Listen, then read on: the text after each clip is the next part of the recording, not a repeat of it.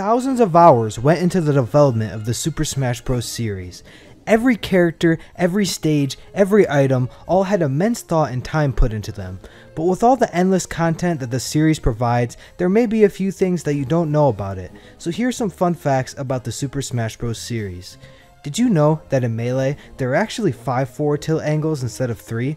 Only certain characters like Ganondorf, Samus, and Yoshi can perform it, but it requires ridiculous precision. In a similar vein, you can actually angle a Falcon Punch, but the visual differences are so small that you may not have noticed. On top of this, both Ganondorf and Captain Falcon have this strange property where their side beam makes them immune to projectiles. They can even phase through a projectile as large as Samus's charge shot. But another strange property exists with Dr. Mario. He's the only character in Melee with an up smash that spikes. Pretty strange, huh? Also, he and Young Link are the only 2 characters in Melee that can perform a taunt cancel, which is done by running towards the ledge and right before the teeter animation begins, inputting a taunt. Did you know that in Super Smash Bros. Ultimate, Kirby is the only character who can taunt when playing online? Aside from arenas, taunting is prohibited online, most likely due to how disrespectful it can come across.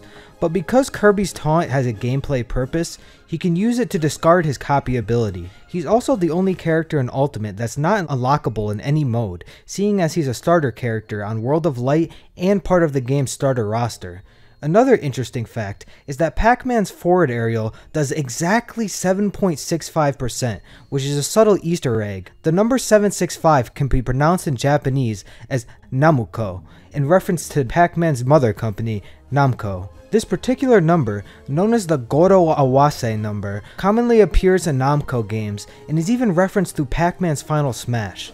And humorously enough, the 3D model used for Pac-Man's classic form is labeled in the game's files as Pizza Pac-Man.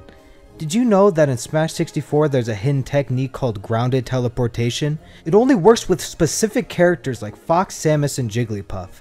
Here's a tutorial explaining how it works. Number 1, be in our run animation.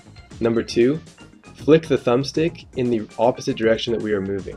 Number 3, hold this for 3 frames and then jump. On top of this, if performed with Jigglypuff's up B, it will make her go flying forwards. Jigglypuff is also the only character in the Smash series to go from a clone archetype to a completely unique character, being entirely decloned in the transition from 64 to Melee. Now you may know that Mr. Game & Watch is the only character in Melee whose up B distance changes depending on his size. But in Brawl, he has a different exception from the rest of the cast. Since his sound effects are drastically different from the rest of the cast, he's the only character whose sound cues aren't affected by picking up a metal box. He along with Yoshi are the only 2 fighters in Brawl to have a better average matchup spread than a character above them on the tier list. Despite Mr. Game & Watch's better matchup spread, Fox is still higher on the tier list due to being better in more important matchups. Well, I hope you learned something new about the Super Smash Bros. Series from this video. That's gonna be all for today. Thanks for watching!